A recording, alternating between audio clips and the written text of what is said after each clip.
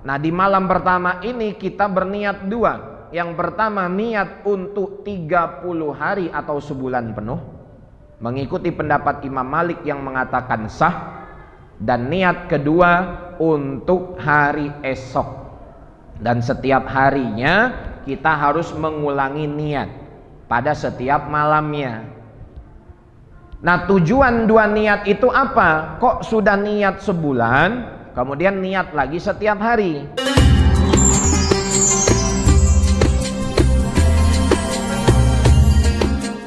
Assalamualaikum warahmatullahi wabarakatuh.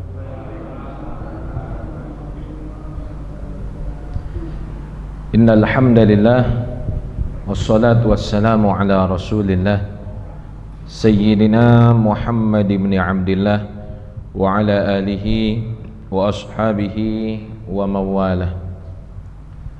Subhanaka la ilma lana illa ma 'allamtana innaka antal alimul hakim. Wala hawla wala quwwata illa billahil aliyyil azim. Allahumma inna nas'aluka ilman nafi'a wa fahman jayyida wa rizqan halalan tayyiba wa amalan mutaqabbala. Allahumma faqihna fid din wa 'allimna ta'wil. Allahumma inna na'udzubika min ilmin la yanfa' wa min qalbin la yakhsha' wa min nafsin la tashba' wa min amalin la yurfa' wa min du'ain la yustajabu laha. Rabbana zidna ilma warzuqna fahma. Amin ya rabbal alamin. Amma ba'du.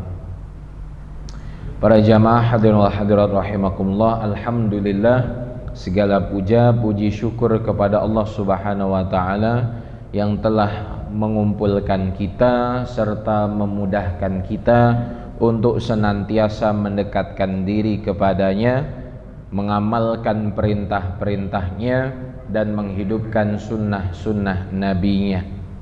Betapa besar nikmat Allah Azza wa Jalla yang diberikan kepada kita, yang tidak bisa dibayar dengan harta, tidak bisa ditukar dengan jabatan, tidak bisa diganti dengan dunia dan seisinya. Adalah nikmat tersebut ketika Allah Azza wa Jalla fahamkan seseorang terhadap agama dan usia umurnya dipergunakan untuk taat kepada Allah Subhanahu wa taala. Maka kita harus berpegang teguh kepada Allah dan kepada Rasulnya sesuai dengan patokan dan barometer kita di dalam beramal, agar kita tidak jauh lari dari jalur yang diridhoi. Dan diantaranya adalah perantara untuk memahami perintah-perintah Allah dan sunnah-sunnah Nabi Muhammad sallallahu alaihi wasallam adalah dengan mengikuti para ulama. Dalam hadis yang diriwayatkan oleh Ibnu Majah dikatakan innal ulama warathatul anbiya. Sesungguhnya para ulama adalah pewarisnya para nabi.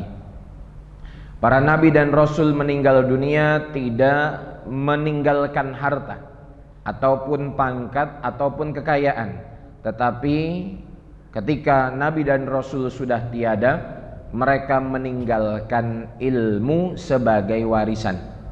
Maka orang yang mendapatkan ilmu agama, maka dia banyak sekali mendapatkan kebaikan. Para jamaah yang dimuliakan Allah Subhanahu wa taala, kemudian nikmat lain yang Allah Subhanahu wa taala berikan kepada kita saat ini adalah disampaikan pada akhir bulan Sya'ban. Maka doa kita yang diucapkan sebanyak-banyaknya, Allahumma barik lana fi Rajab wa Sya'ban wa ballighna Ramadan, didengar oleh Allah sehingga kita masih bisa menghirup nafas dan diberikan kesempatan untuk beramal soleh hingga hari ini. Dan kita memohon kepada Allah Subhanahu wa taala dengan harapan yang besar agar bukan hanya kita bertemu dengan bulan Ramadan, tetapi juga kita bisa masuk di dalamnya dengan penuh keimanan, semangat yang maksimal, serta bisa menyempurnakan ibadah-ibadah yang kita targetkan, baik yang wajib ataupun yang sunnah, sehingga kita mendapatkan pahala sebaik-baiknya di dalam bulan suci Ramadan, dan setelah meninggalkannya kita mendapati dosa-dosa kita diampuni, digugurkan oleh Allah Subhanahu wa taala. Mudah-mudahan hal tersebut sesuai dengan harapan kita. Amin ya rabbal alamin.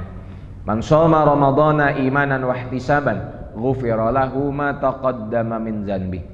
Orang yang berpuasa Ramadan dengan iman dan ihtisab, yaitu mengharap pahalanya dari Allah.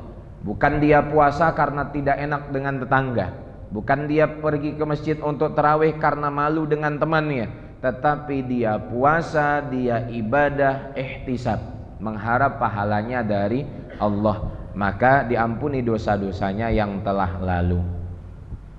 Para jamaah hadirin hadirat rahimakumullah, pembahasan kita pada malam hari ini adalah tarhib Ramadan atau motivasi bagaimana bisa gembira dan semangat menyambut bulan suci Ramadan. Tentulah harus dibekali dengan ilmu dan juga bagaimana etika adab dalam menjalani puasa Ramadan. Karena bulan Ramadan ini adalah bulan yang sangat spesial. Dikatakan juga Ramadan itu bulan pengguguran dosa. Maka ketika datangnya bulan suci Ramadan, dijelaskan di antara hal yang spesial di dalamnya melalui hadis yang diriwayatkan oleh Imam Bukhari dan Muslim dari sahabat Abu Hurairah, bahwa Rasulullah SAW bersabda, "Idza jaa Ramadan futihat abwabul jannah." Ketika Ramadan tiba, terbukalah pintu-pintu surga. Wa ghulliqat abwabun nar, dan tertutuplah pintu-pintu neraka. Wa suffidatis syayatin, dan para setan dibelenggu. Jadi kenapa di Ramadan kita mudah beramal, di Ramadan mudah kita meningkatkan kebaikan, di Ramadan mudah menjaga diri dari kemaksiatan ataupun perbuatan dosa, bahkan nafsu syahwat kian mengurang. Karena di antara keberkahan dan kemuliaan bulan suci Ramadan itu, memang setiap kebaikan amal soleh yang dikerjakan pada bulan Ramadan diberikan kesempatan sebesar-besarnya oleh Allah Subhanahu wa taala, bahkan pahalanya tidak biasa. Setiap kebaikan yang dikerjakan di dalamnya pahalanya sangat luar biasa. Karena dikatakan bahwa setiap kebaikan itu akan dilipat gandakan mulai dari 10 hingga 700 kali lipat. Begitulah Allah Subhanahu wa taala memberikan kesempatan bagi kita semua untuk melipat gandakan pahala selama bulan suci Ramadan. Amal ibadah sunnah pahalanya seperti ibadah wajib, dan ibadah wajib pahalanya diberikan sampai 70 kali lipat. Dan kemudian juga di dalam bulan suci Ramadan, Allah Subhanahu wa taala memiliki satu bulan yang lebih satu malam yang lebih baik dari 1000 bulan. Itu adalah malam Lailatul Qadar. Malam di mana walaupun setiap orang terjaga pada malam tersebut, belum tentu semuanya mendapat Lailatul Qadar, kecuali orang-orang yang dikehendaki oleh Allah Subhanahu wa taala. Dan yang mendapat Lailatul Qadar tentulah diseleksi oleh Allah yang betul-betul sungguh-sungguh dari awal Ramadan hingga akhirnya, bukan hanya menjadi orang semangat di 10 hari terakhir, ataupun bukan hanya menjadi pemburu Lailatul Qadar pada malam-malam ganjil. Kadang-kadang orang kita kalau dijelaskan semua hadis Nabi, apalagi yang berkaitan dengan keutamaan, mereka lebih cerdik daripada ulama. Dijelaskan bahwa carilah malam Lailatul Qadar pada bulan Ramadan, masih nunggu, ada nggak yang lebih mudah dari itu? Dijelaskan dalam hadis lain, carilah malam Lailatul Qadar pada 15 hari akhir, masih menunggu juga, mungkin setelah ini ada yang lebih mudah. Dijelaskan dalam hadis yang lain, carilah malam Lailatul Qadar pada 10 hari akhirnya. Mulai sebagian orang bersemangat pada 10 hari akhir. Yang sebagian lagi belum mengambil sikap. Mungkin setelah ini ada yang lebih mudah lagi. Nah, ini berdasarkan hadis-hadis Nabi.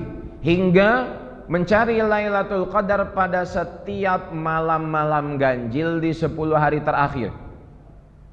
Sebagian lagi sudah mengamalkan, sebagian lagi juga belum. Sampai datanglah penjelasan ulama, kemungkinan besar malam Lailatul Qadar itu malam ke-27 atau malam ke-29.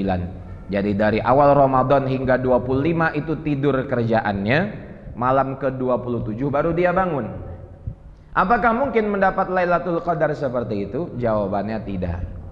Karena orang yang berpotensi besar mendapatkan nikmat tersebut dari Allah jika malam 10 hari pertama lebih baik 10 hari pertama baik amalnya, dan 10 hari kedua lebih baik daripada 10 hari pertamanya. Kemudian 10 hari ketiga lebih baik dibandingkan 20 hari sebelumnya.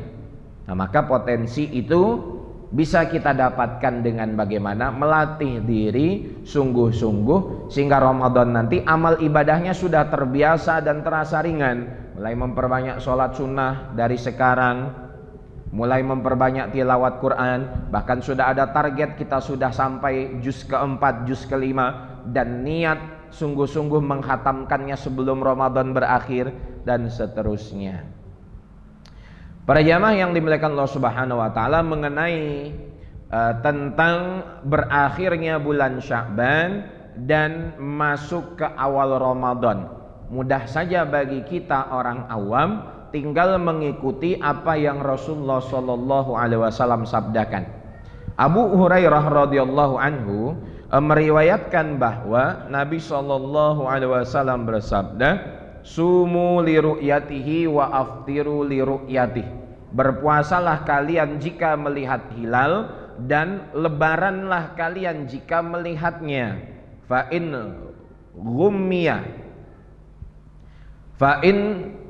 ghumma alaikum, apabila langit berawan ataupun tertutup, tidak nampak bulan ataupun hilal tersebut, fa akmilu iddata sya'bana salasin, maka sempurnakan bulan Sya'ban menjadi 30 hari. Di dalam hitungan setiap bulan Hijriyah rata-rata berjumlah 29 hari, jarang sekali yang 30 hari, dan Sya'ban pun hanya 29 hari. Berbeda dengan hitungan Masehi 30 sampai 31. Para jamaah rahimakumullah, maka jika malam itu terlihat hilal, berarti besok jatuh 1 Ramadan. Jika malam itu tidak terlihat hilal, maka lusa adalah Ramadan, karena Sya'bannya digenapkan 30 hari. Mudahnya seperti itu. Dan begitu juga untuk hitungan 1 Syawal. Hilal terlihat, maka besok 1 Syawal. Hilal tidak terlihat, maka Ramadannya digenapkan 30 hari, berarti lusanya 1 Syawal. Adapun 2 hari sebelum Ramadan masuk, 2 hari sebelum Ramadan tiba, maka hendaknya kita tidak berpuasa sunnah pada tanggal 29, 30 atau 1 hari 2 hari sebelum masuknya bulan Ramadan. Karena Rasulullah sallallahu alaihi wasallam menghimbau kepada kita hal yang demikian demi kehati-hatian. Kata Nabi, la yataqaddamanna ahadukum Ramadana bi shaumi yaumin aw yaumaini. Janganlah salah seorang di antara kalian mendahului Ramadan dengan berpuasa sehari ataupun 2 hari sebelumnya, illa ayyakuna rajulun kana yasumu saumahu falyasum dalikal yaum, kecuali bagi seseorang yang sudah terbiasa mulai dari awal Sya'ban sampai akhirnya dia puasa, ataupun dia menjalani rangkaian puasa Daud. Tanggal 27 puasa, 28 tidak, 29 puasa. Jadi puasa itu sudah menjadi rutinitasnya, maka silahkan sampai 29 Sya'ban pun berpuasa. Tapi kalau kita tiba-tiba saya ingin mendapatkan keberkahan bulan Sya'ban dengan puasa tanggal 29, karena kan ada hadis Bukhari, sesungguhnya amal ibadah tergantung akhirnya. Kalau di 20 hari lebih Sya'ban gak puasa, minimal sehari sebelum Sya'ban berakhir, maka itu tidak boleh. Karena dikhawatirkan yang pertama, akhir bulan Sya'ban itu disangka bagian dari Ramadan.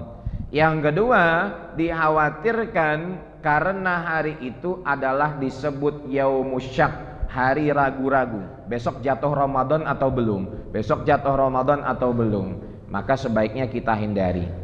Selain itu juga seperti tanggal 1 Syawal tidak boleh puasa, tanggal 10 Zulhijjah tidak boleh puasa karena hari lebaran Idul Fitri dan Idul Adha. Kemudian hari tasyrik 11, 12, 13 Zulhijjah yang dilarang bagi kita untuk berpuasa. Jelas ya Bapak Ibu sekalian, yang pertama adalah bulan Ramadan terkumpul keberkahan, kebaikan, pahala yang berlipat ganda tidak biasa dari bulan-bulan sebelumnya, sehingga jangan lewatkan kesempatan di bulan Ramadan. Isi seluruh waktu-waktu kosong kita paling tidak dengan memperbanyak zikir. Kalau lagi kerja, lagi berdagang, lagi beraktivitas, tidak bisa baca Quran, tidak bisa sholat sunnah, maka perbanyaklah zikrullah. Karena itu bagian dari ibadah yang tidak terbatas waktu, tidak terikat tempat, ataupun tidak terikat keadaan. Zikir kapanpun, dimanapun keadaannya berbeda-beda, diperbolehkan. Kemudian yang kedua tadi adalah tentang beberapa hari yang dilarang untuk puasa. Dan yang ketiga, bagaimana etika dan adab ketika menjalani puasa Ramadan. Ini penting. Kalau kita puasa hanya sekedar menahan lapar dan haus, saya rasa orang gila lebih bisa menahan lapar dan haus. Kalau puasa hanya sekedar tidak makan dan minum, banyak orang tidak puasa sehari-hari tidak makan dan minum, bahkan kelaparan dan kehausan. Tetapi puasa bukan tujuannya itu saja, melainkan tujuan puasa adalah menahan diri zahir dan batin. Dari zahir kita menahan lapar dan haus, menahan dari segala sesuatu yang bisa membatalkan puasa, dan batinnya dari seluruh anggota tubuh kita ikut puasa. Jangan sampai ketika puasa pikirannya kotor, pikirannya buruk sangka kepada saudaranya.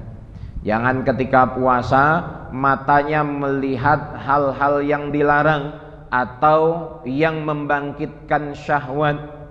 Jangan ketika puasa lisannya tidak berhenti dari ghibah ataupun fitnah ataupun memburuk-burukkan orang lain.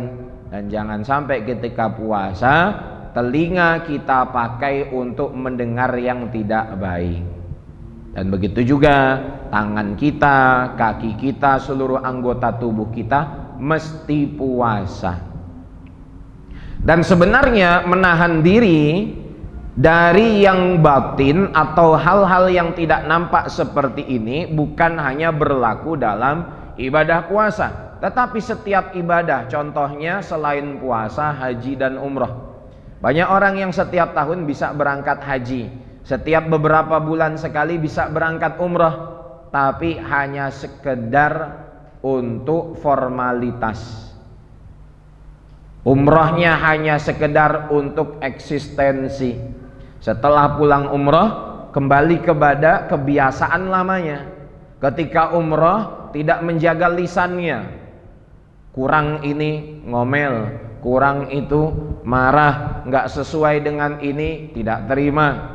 Bahkan sampai ketika sambal makanan di hotel tidak pedas dia marah.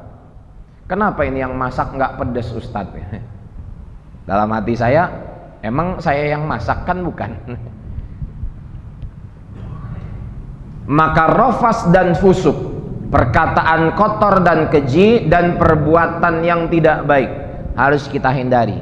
Nah, di sini dalam hadis yang diriwayatkan oleh Imam Bukhari dan Muslim, hadis qudsi, Rasulullah sallallahu alaihi wasallam bersabda, Allah Subhanahu wa taala berfirman, Allah Azza wa Jalla mengatakan bahwa kullu amal ibni Adam lahu illa siyam fa innahu li wa ana ajzibih.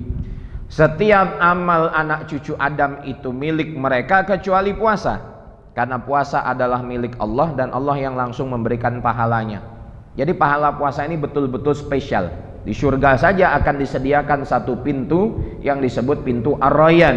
Di dunia orang yang puasa mendapatkan pahala langsung yang memberikan Allah Subhanahu wa taala tanpa perantara. Wasiyamu junnatun, dan puasa adalah perisai. Nah, ini yang penjelasan tadi, jadikan puasa sebagai tameng untuk diri kita antara diri kita dan perbuatan dosa. Fa idza kana yaumu shaumi ahadikum fala yarfuth wala yaskhab fa in sabbahu ahadun aw qatalahu falyaqul inni shaimun. Apa kata Nabi? Apabila salah seorang kalian menjalani hari puasanya, fala yarfuth, janganlah dia berkata kotor dan keji. Mulutnya dipuasakan Bapak Ibu sekalian ketika menjalani ibadah yang mulia ini. Jangan tergoda dengan teman ataupun orang terdekat yang gibah ataupun membicarakan keburukan orang lain. Tinggalkan, karena ketika kita mendengar dengan diam sama saja kita mendapatkan dosa ghibah. Kemudian wala yashkhab, jangan teriak-teriak, jangan marah-marah, jangan kita mengajak orang lain bertengkar. Dan apabila ada yang mengajak kita bertengkar, menguji kesabaran kita, jadi perlu juga Bapak Ibu sekalian, perlu punya guru sabar. Guru sabar itu gimana? Saudara yang buat kesel, tetangga yang ngeselin, atau teman yang ngeselin. Perlu juga untuk apa? Melatih kesabaran kita. Tapi kalau mampu. Jadi kalau ada yang membuat kita kesal atau yang menghina kita, membuat kita marah, naik emosi, katakan inni shaimun, sesungguhnya saya puasa. Udah deh, jangan cari-cari masalah, saya ini lagi puasa. Tinggalkan. Ustadz kalau ngasih tahu diri kita lagi puasa nanti riya. Enggak, itu bukan riya. Memang Nabi yang perintahkan seperti itu. Kasih tahu kita lagi puasa, dia tidak paham, tinggalkan. Kemudian etika lainnya, selain menahan diri dari agar tidak hangusnya pahala selama kita menjalani puasa karena dosa-dosa tersebut. Yang keempat, etika lainnya dalam puasa Ramadan adalah menahan bau mulut yang ada sebab puasa. Memang kalau kita lihat, Allah mencintai kebersihan. Allah itu maha indah, mencintai keindahan, tapi tidak berlaku bagi bau mulut yang tercipta karena menahan lapar dan haus. Justru di situ keutamaan besarnya. Kan kalau secara logika kita ingin selalu sikat gigi biar fresh, wangi, tidak gersang dan lainnya. Tapi kata Nabi SAW, la khulufu fami shaimi atyabu indallah min rihil misk.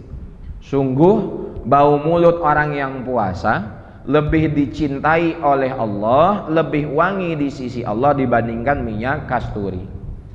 Jadi ibadah-ibadah yang keutamaannya besar itu diumpamakan dengan minyak kasturi. Kasturi ini parfum yang mahal.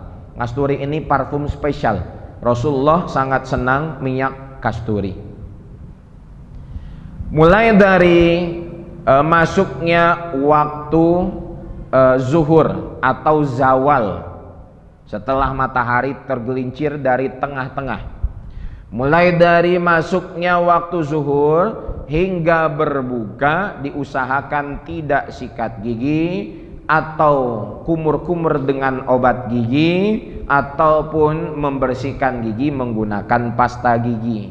Yang seperti siwak aja tidak diperkenankan, maksudnya tidak sampai membatalkan puasa, tetapi kurang baik. Justru kalau kita tidak membersihkannya lebih baik. Jadi kalau yang mau sikat gigi silahkan setelah sahur ataupun pagi ketika mandi mau berangkat kerja, berangkat berdagang, silahkan. Nah, setelah zuhur sampai menjelang buka puasa, maka jangan dihilangkan bau mulut tersebut karena ada keutamaannya. Jika kita puasa, Bapak Ibu sekalian, mengikuti perintah Allah dan Rasulnya sesuai, puasanya baik dan benar, maka kita akan mendapatkan dua kegembiraan. Kata Rasulullah SAW, "Lis-shaimi farhatani." Bagi orang yang puasa dua kegembiraan. Yang pertama adalah idza aftara fariha. Kalau dia berbuka dia gembira. Buka puasa semuanya kita senang ya. Buka puasa semuanya kita gembira. Kelezatan makanan ketika buka puasa itu tidak kita temukan kecuali saat puasa. Wa idza laqiya rabbahu fariha bisawmi. Dan kedua, dia akan gembira ketika ketemu Allah Subhanahu wa taala nanti di surga. Dia gembira sebab puasanya. Jamaah sekalian rahimakumullah, tentang hadis ini teringat satu kisah yang cukup lucu, bahwa ada seorang ulama besar meninggal dunia. Kemudian majelis-majelis taklim yang biasa diisi olehnya terabaikan. Akhirnya para jamaah meminta agar anak ulama tadi meneruskan majelis taklim ayahnya. Mudah-mudahan bisa terobati, mirip-mirip tidak masalah, walaupun tidak harus sama. Tapi anak ulama ini bukan ulama, bukan orang yang berilmu. Lantas ketika jamaah meminta, dipanggilnya pun sudah ustadz. Wahai ustadz, tolong majelis-majelis taklim yang ada dilanjutkan, jangan sampai setelah ayahmu tiada majelis ini berhenti ataupun bubar. Di dalam hatinya anak si ustadz tadi mau menolak, malu karena membawa nama ayahnya. Tapi kalau diterima, dia bukan alumni pondok pesantren, bukan orang yang berilmu, tidak mengerti Al-Quran dan hadis ataupun kitab kuning. Tetapi dengan pedenya dia terima. Dia carilah buku ayahnya yang menjelaskan tentang keutamaan puasa. Karena sebentar lagi masuk Ramadan, dia mau menjelaskan kepada jamaah-jamaah ayahnya tentang keutamaan Ramadan. Kan biasanya buku itu kalau kertasnya putih, kemudian sudah lama akan menjadi kuning dan ada titik-titik hitam. Nah, sampailah pada hadis ini, dia cari di kamus apa artinya. Kemudian ketika besoknya dia sampaikan, dia katakan lis-shaimi farhatani. Sebenarnya lis-shaimi farhatani menggunakan hak, bagi orang yang puasa dua kegembiraan. Tapi karena kertasnya sudah kuning, muncul titik-titik hitam, di atas huruf hak tadi ada titik hitamnya, berubah jadi kha. Lis-shaimi farhatani. Semalam dia sudah cari apa artinya farhah. Kalau farhatun artinya kegembiraan, kalau farhatun artinya anak ayam. Akhirnya dia jelaskan ke jamaah dengan pedenya, bagi orang yang puasa farhatani, dua anak ayam. Betapa mulia orang yang puasa mendapatkan dua anak ayam sekaligus. Sebenarnya dia juga bingung untuk apa anak ayam ini. Setelah pengajian ada jamaah yang nanya, Ustadz, Kiai, apa maksud dua anak ayam tadi? Langsunglah tiba-tiba ada ide menjawab. Ayam yang pertama untuk sahur Bapak Ibu sekalian, ayam yang kedua untuk buka puasa. Jadi kita belajar agama, meskipun sekarang ini sudah ada buku-buku terjemah, tetap harus ikut ulama, karena kita tidak punya basic ataupun perangkat untuk memahami agama itu. Walaupun sudah ada kitab terjemah, bahasanya bahasa kita.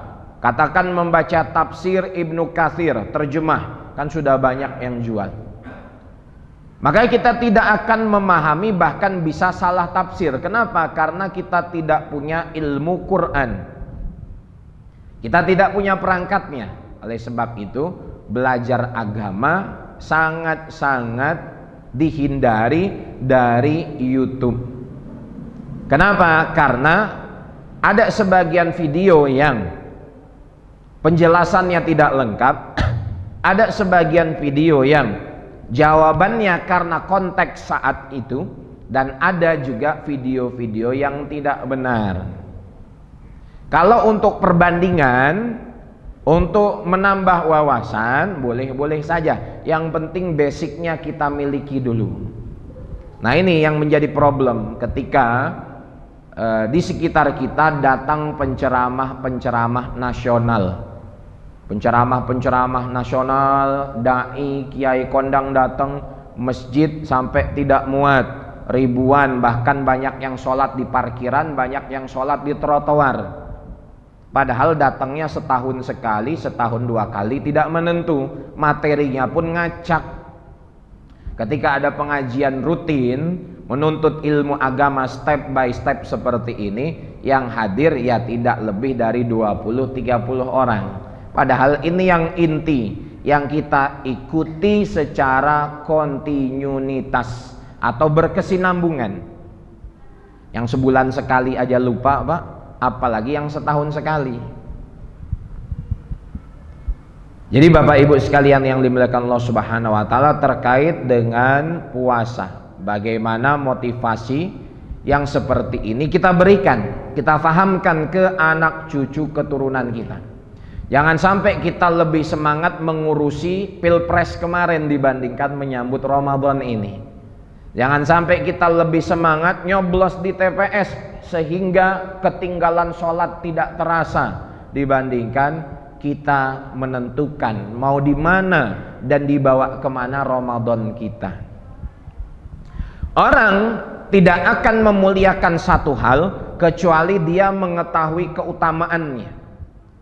Ada yang melihat mobil BMW, ada yang melihat mobil Mercedes. Kenapa mereka takjub? Karena mereka tahu mobil itu mahal, mobil itu mobil mewah.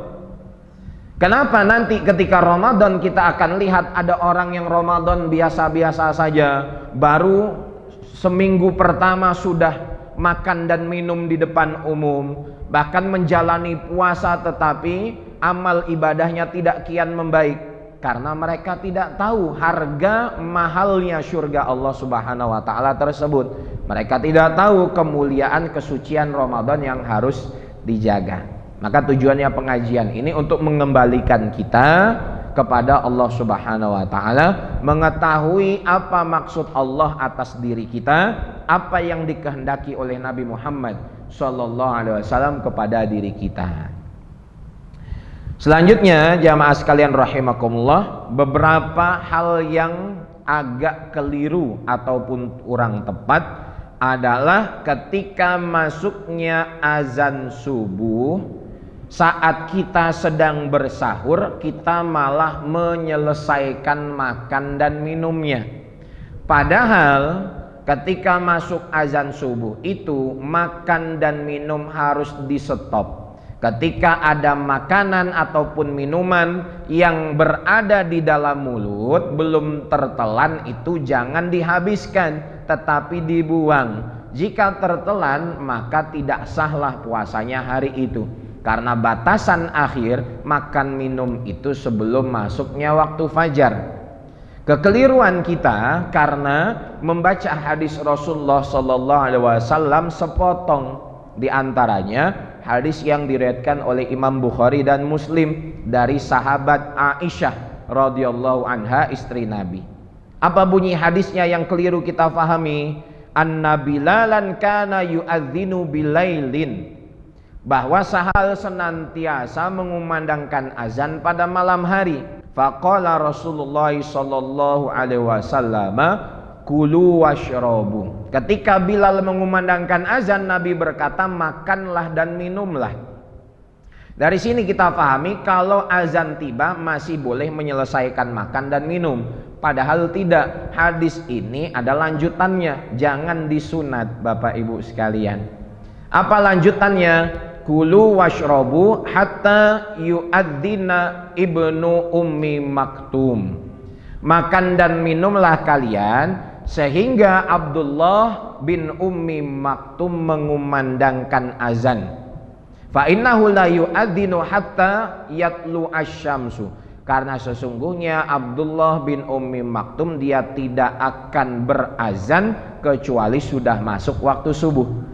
Jadi kita ingat kalau kita flashback ke tahun 70-80, di sekitar kita azan subuh itu masih 2 kali. Dan itu yang sampai hari ini berlaku di sebagian kecil di Indonesia, di sebagian kecil daerah. Kalau di Mekah Madinah jelas masih ada. Dan itu adalah sunnah yang dikukuhkan. Azan yang pertama bahasa mudahnya azan tahajud. 1 jam sebelum subuh itu biasanya di Mekah Madinah mengumandangkan azan.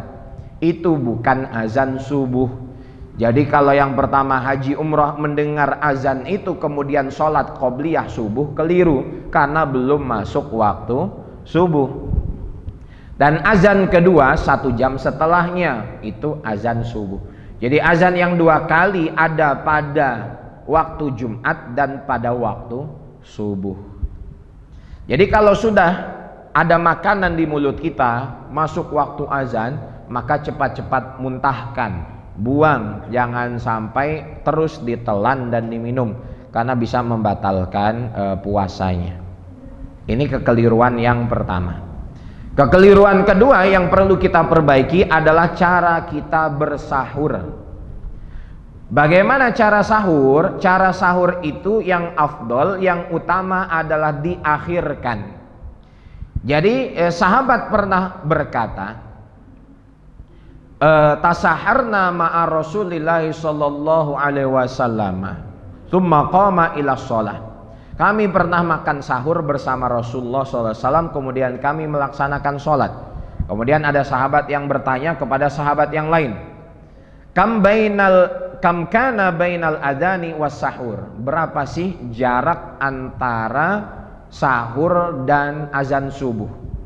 Kata sahabat tersebut, jaraknya adalah sekitar membaca atau bacaan 50 ayat Quran. Kalau kita lihat di MP3 atau Murotal Quran, kan ada surat-surat yang sampai 50 ayat. Nah 50 ayat itu dibaca kurang lebih setengah jam 45 menit, sekitar segitu. Maka itu waktu yang paling ideal untuk sahur, setengah jam atau 45 menit sebelum masuknya waktu subuh. Atau katakanlah 1 jam sebelum masuk waktu subuh. Jangan sahurnya jam 1 malam. Kenapa Pak jam 1 malam? Orang selesai main gapleknya jam 1 Ustadz. Saya udah pesen nama istri, nanti subuh jangan dibangunin sahur ya. Saya udah sahur barusan.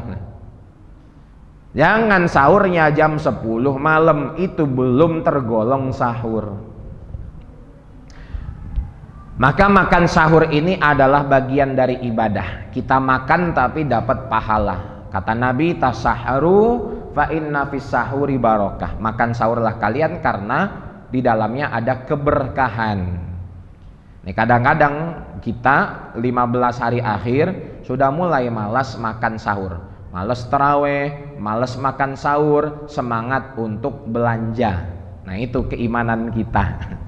15 hari akhir. Walaupun dikit, walaupun tidak banyak, hanya makan kurma ataupun minum air, usahakan sahur. Jangan menganggap walaupun enggak sahur saya kuat, walaupun tidak makan saya bisa puasa, maka akan kurang kesempurnaan puasa kita. Allah dan para malaikatnya memberikan rahmat kepada orang-orang yang makan sahur. Allah merahmatinya, malaikat mendoakannya. Dan kemudian yang terakhir, sebenarnya masih banyak kekeliruan yang lain, tapi ini yang sering terjadi. Yang ketiga adalah tentang niat puasa.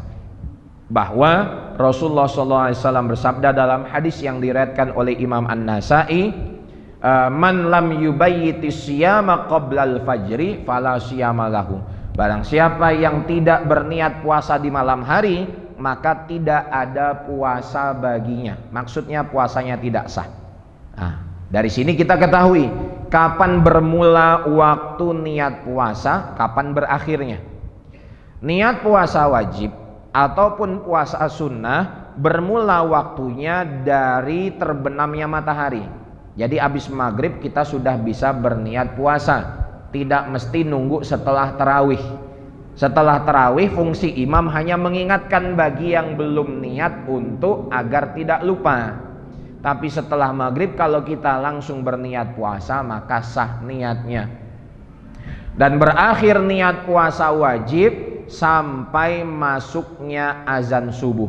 Jadi kalau masuk azan subuh itu kita belum berniat sama sekali, ketika azan berkumandang baru ingat saya belum niat semalam, maka puasanya tidak sah hari itu. Kalau puasanya tidak sah, kewajibannya dua. Yang pertama, dia berdosa. Yang kedua, dia harus mengqadha puasanya pada hari yang lain. Jadi jangan sampai itu terjadi. Adapun niat puasa sunnah waktunya lebih lama, sampai sebelum zuhur. Dijelaskan dalam hadis sahih, Rasulullah pernah niat puasa sunnah di pagi hari. Asalkan kita belum makan, belum minum, mau puasa sunnah, katakan lebaran kedua, lebaran ketiga nggak kemana-mana di rumah. Pagi itu jam 8, jam 9 ingat, kayaknya mulai puasa Syawal aja deh mulai hari ini. Langsung niat puasa boleh. Tapi kalau hari itu, pagi itu mau niat puasa Syawal, sudah makan lontong sayur, sudah ngopi, sudah ngerokok, nggak boleh niat lagi. Karena sudah melakukan hal yang membatalkan puasa. Kemudian yang kedua, niat puasa harus ada ta'yin. Apa? Menentukan jenis puasanya. Enggak cukup kita mengatakan sengaja saya puasa besok, tapi minimal sengaja saya puasa Ramadan besok fardu karena Allah. Jadi disebutkan Ramadannya, disebutkan kewajibannya. Dan begitu juga mengikuti puasa wajib yang lain. Puasa wajib kan ada 6. Nanti pada kesempatan lain kita akan bahas. Yang kedua, begitu juga niat puasa sunnah. Kalau niat puasa sunnah nggak bisa ataupun nggak cukup dengan sengaja saya puasa sunnah besok. Katakanlah besok 9 Zulhijjah mau puasa Arafah, ataupun besok 10 Muharram mau puasa Asyura. Maka sebutkan sengaja saya puasa sunnah Arafah besok, sengaja saya puasa sunnah Asyura besok. Bukan hanya sekedar niat sengaja saya puasa sunnah, maka itu belum mencukupi untuk keabsahan niat. Dan yang ketiga, yang terakhir, niat puasa harus diulang-ulang setiap hari. Karena satu niat berlaku untuk satu hari saja. Tidak bisa niat sebulan, tidak bisa niat sekali untuk 1 bulan penuh. Itu tidak mencukupi. Tapi di sini seperti Syekh Abu Bakar Asy-Syatta' menjelaskan dalam I'anatut Talibin, untuk kehati-hatian kita semua, agar kalau kita lupa ataupun tidak niat di malam hari tetap bisa menjalani puasa pada pagi harinya, maka di awal malam Ramadan niatnya 2. Misalnya besok puasa berarti ini malam pertama. Nah di malam pertama ini kita berniat 2. Yang pertama niat untuk 30 hari atau sebulan penuh, mengikuti pendapat Imam Malik yang mengatakan sah. Dan niat kedua untuk hari esok. Dan setiap harinya kita harus mengulangi niat. pada setiap malamnya. Nah, tujuan 2 niat itu apa? Kok sudah niat sebulan, kemudian niat lagi setiap hari? Nah, niat yang sebulan itu untuk cadangan, untuk serep. Kalau malam itu kita lupa niat, sahur pun tidak bangun, ketika bangun bertepatan azan subuh, maka puasanya masih tetap sah. Kan sayang kalau puasa pagi hari itu nggak bisa kita jalani lantaran lupa berniat. Tapi kalau ingat nggak lupa, maka tetap harus niat setiap malamnya. Nggak boleh mengandalkan niat yang 30 hari itu saja. Itu hanya berlaku untuk jaga-jaga. Jelas Bapak Ibu sekalian, ini beberapa hal penting terkait tarhib Ramadan, motivasi dalam menjalani ibadah puasa, dan begitu juga etika serta adab-adab yang kita terapkan. Nah, mudah-mudahan Ramadan kita diterima oleh Allah Subhanahu wa taala, mulai dari awal Ramadan hingga akhir maksimal dalam ketaatan kebaikan, dan di akhir Ramadan kita berharap Allah Subhanahu wa taala ampuni dan gugurkan dosa-dosa kita, dan kita bisa masuk di bulan Syawal dengan mendapatkan kemenangan yang sebenar-benarnya, bukan karena baju baru, bukan karena kendaraan baru, bukan karena sesuatu yang baru, tetapi iman yang bertambah dan semangat yang lebih baik. Amin ya rabbal alamin. Isya jam berapa Pak? Sudah masuk 2 menit lagi. Mungkin itu. Dan nanti kalau ada pertanyaan dari Bapak Ibu sekalian, silahkan bisa bertanya melalui WA. Nomor saya ada dengan pengurus Masjid Darul Akhirah. Mohon izin pada kesempatan kali ini tidak ada sesi tanya jawab, karena setelah Isya pengajian saya agak jauh di Sukabumi.